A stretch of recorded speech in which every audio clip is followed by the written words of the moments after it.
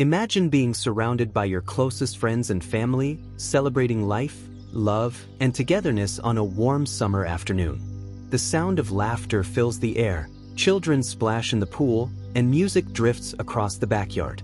But in just a few minutes, all of that joy turns into fear. Police cars pull up, officers storm in, and suddenly, what was supposed to be a day of happiness becomes a nightmare. This isn't just a story about a pool party. It's about dignity stolen, voices silenced, and the shocking moment in court when a judge revealed the truth that would change everything. It was the middle of July in suburban Texas. The Johnson family, known in their neighborhood for their kindness and community spirit, decided to host a summer pool party. Marcus Johnson, a respected engineer, and his wife Denise, a beloved teacher, wanted to give their kids and nieces and nephews a safe, fun environment to beat the heat. The smell of barbecue drifted into the air. Soul music played gently from a Bluetooth speaker. Children chased each other across the lawn before diving into the sparkling pool, their shrieks of joy echoing in the evening light. To the Johnsons, it was more than just a gathering. It was a way to bring family together, to let their kids know they could be proud of who they were, and to show that joy belonged to them just as much as anyone else. But to one neighbor, that joy was unacceptable. Across the fence, peering through her blinds, stood Carol Whitmore. A white woman in her late 50s, Carol had lived in the neighborhood for nearly 2 decades. She often complained about too much noise, even during the day, and made subtle remarks about who belonged in the community. That afternoon, she had already muttered under her breath when she saw cars, mostly belonging to black families, parked neatly along the curb. She took out her phone, snapped photos, and began to stew. In her mind, the Johnsons' party wasn't a joyful celebration. To her, it was chaos, trouble, and, as she told herself, a threat to the neighborhood.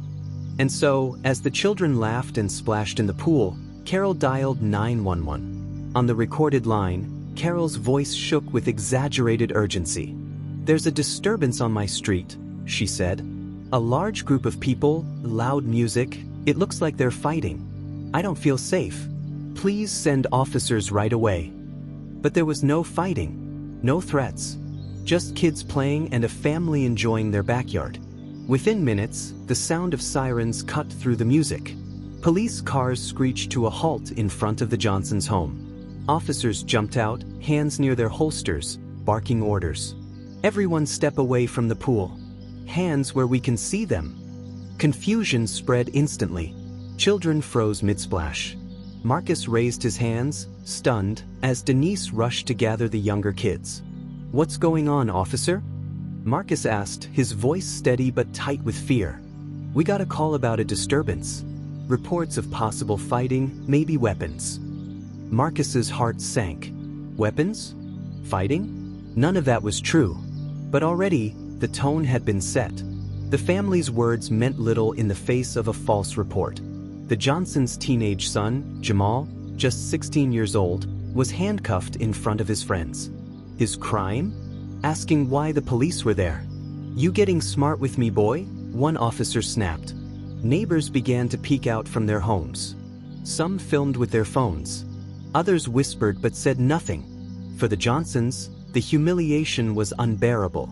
The party that had started as joy now sat in silence, children crying softly as police questioned guests, demanded IDs, and treated the family like criminals in their own backyard. By the time the police left, with no arrests and no charges, the damage was already done. The children were traumatized. The guests felt unwelcome.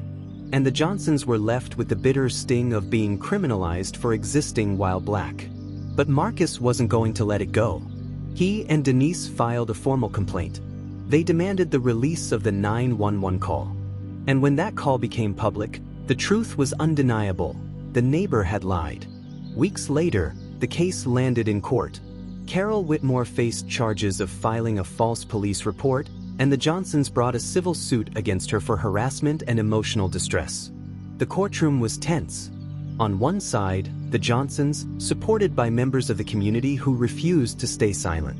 On the other, Carol, arms crossed, insisting she feared for her life. The prosecution played the 911 call aloud. Carol's exaggerated claims echoed through the room. When compared to the police body cam footage, showing nothing more than children swimming and families eating, it became clear she had fabricated the story. Finally, the judge leaned forward, glasses low on his nose. "What we have here," he began, his voice steady, "is not a misunderstanding. It is not an honest mistake. It is a deliberate attempt to weaponize law enforcement against a family based solely on the color of their skin." The courtroom fell silent. Carol shifted uncomfortably, but the judge continued.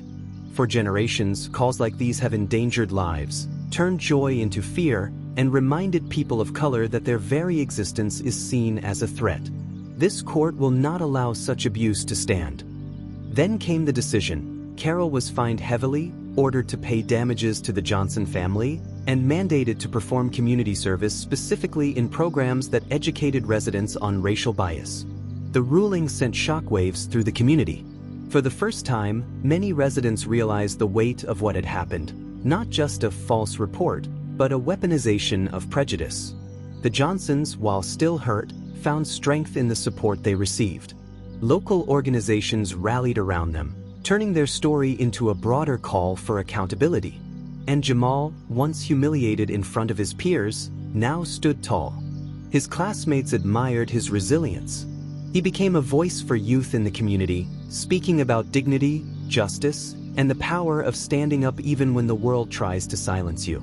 This story isn't just about one neighbor or one party. It's about a long history of small lies with dangerous consequences. It's about the thin line between joy and fear when prejudice walks next door. But most of all, it's about hope. The hope that when truth comes to light, justice can still be found.